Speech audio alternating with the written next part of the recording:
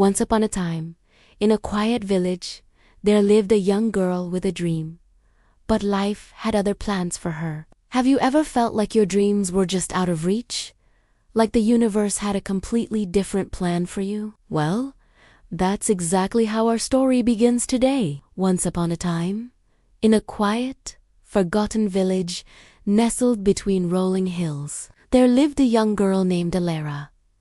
She had a dream so vivid it colored her every waking thought. But life, as it often does, had other plans for her. Alara's village was a place where traditions were as old as the mountains that cradled it. Here, dreams were simple. A good harvest, a strong family, a peaceful life. But Alara's dream was different. She dreamed of painting, not just painting the familiar scenes of her village, but capturing the colors of the wind, the music of the river, the very soul of the world on her canvas. She would spend her days sketching on scraps of wood with charcoal from the fire, her heart yearning for real brushes and vibrant pigments. Her family, though they loved her dearly, didn't understand. Painting is for the rich in the city. Alara, her father would say gently, our hands are meant for the soil, for the work that feeds us.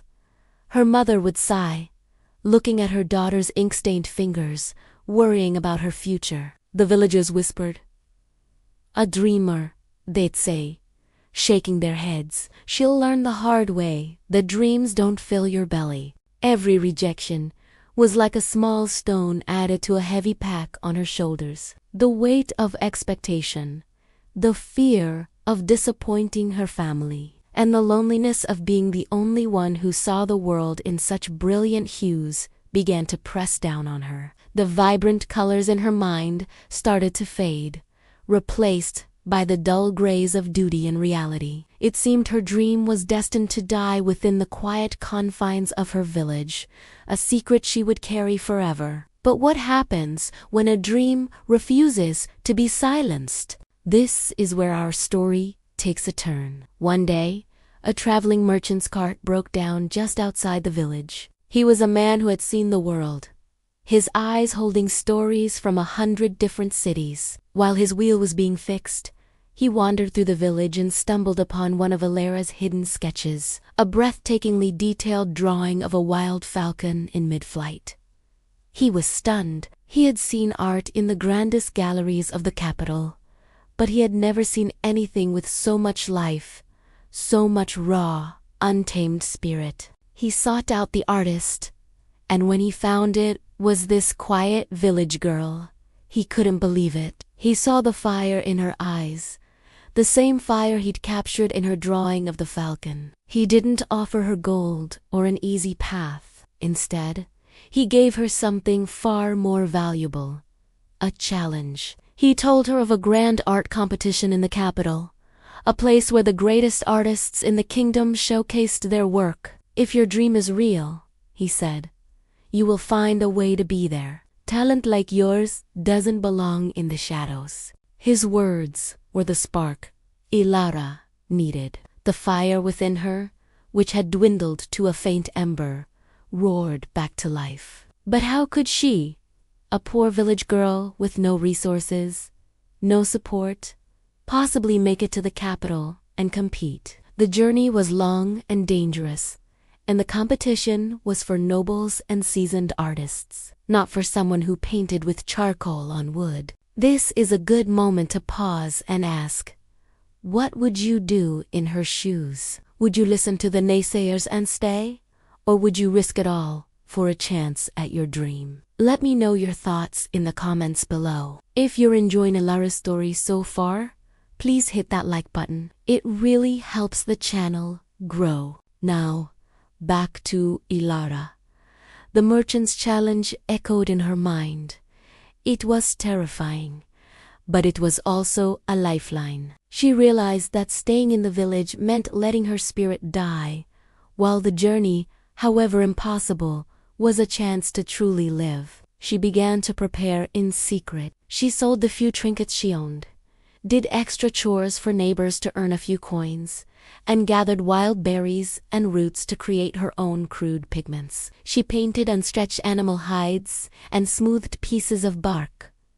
Her art was no longer just a dream. It was her plan for survival, her ticket to a new life. The night she decided to leave was moonless and cold. She packed a small bag with her meager supplies, a piece of bread, and her most cherished artworks. She left a note for her parents, not of defiance, but of love and hope, promising to make them proud. With a final, tearful look at the sleeping village that had been her entire world, she slipped into the darkness, her heart a frantic drum against her ribs. She was no longer just Ilara, the village dreamer. She was Ilarare, the artist, on a quest. The journey to the capital was more arduous than she could have ever imagined. She faced treacherous forests, raging reefers, and the constant threat of bandits. She slept under the stars, her only companions the creatures of the night. There were moments of despair, moments when the warmth of her simple home felt like a siren's call. But then she would look at her hands, stained with the colors she had made herself, and she would remember the falcon. She was that falcon, breaking free, soaring towards her destiny. Along the way, she used her art to survive. She drew portraits for innkeepers in exchange for a meal and a bed. She painted signs for merchants in exchange for a ride on their carts. Her art, once a source of shame in her village, became her currency, her language, her shield. And with every person who marveled at her work,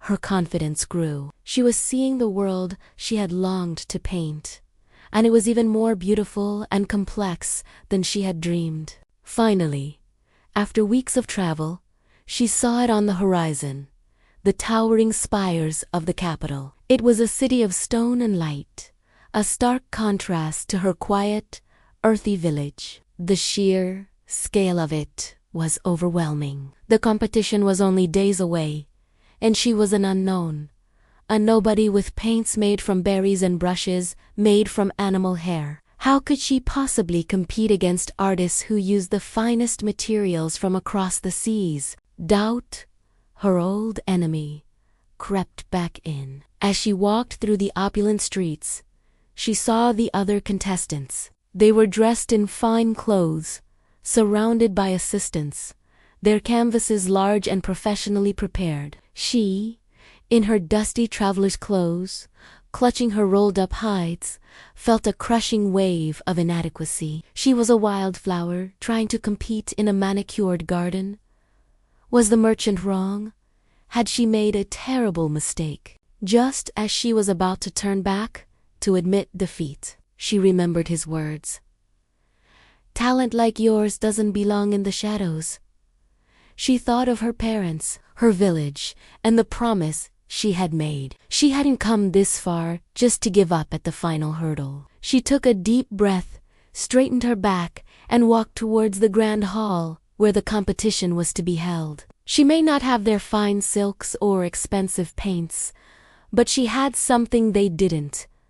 A story etched into her very soul, a journey of struggle and survival that bled into every color and every line she drew. She found a small, overlooked corner in the exhibition hall to set up her work. The other artists scoffed at her crude materials, whispering behind their hands, but when she unrolled her canvases, a hush fell over those nearby. She hadn't painted grand portraits of nobles or epic historical scenes. Instead, she had painted her journey. She painted the moonlit forest, the fear and wonder in the eyes of a deer she'd met. She painted the raw, churning power of the river she'd crossed. And for her centerpiece, she painted the falcon not just as a bird, but as a symbol of freedom, its eyes burning with an untamable spirit. Her work was raw, emotional, and undeniably real. When the judges came around,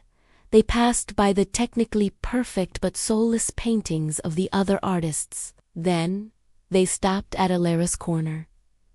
They saw more than just paintings. They saw a story. They saw the grits and the grace, the struggle and the triumph.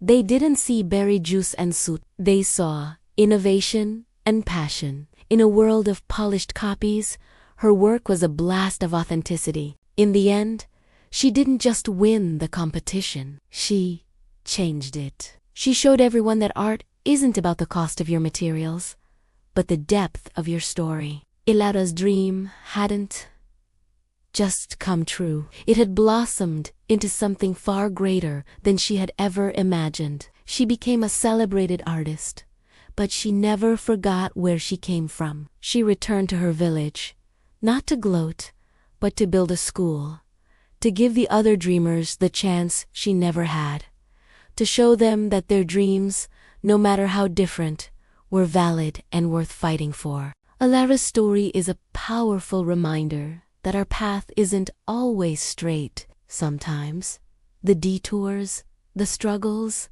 and the obstacles are the very things that shape us and make our journey worthwhile. Her dream was met with resistance, but her spirit was stronger. So, what's the dream you're fighting for? What obstacles are you facing? Share your story with us in the comments. I'd love to read them. Thank you so much for joining me on this journey today. If you felt inspired by Ilara's story, please don't forget to like this video, share it with someone who needs to hear it, and subscribe for more stories that spark the soul. Until next time, keep dreaming and keep fighting.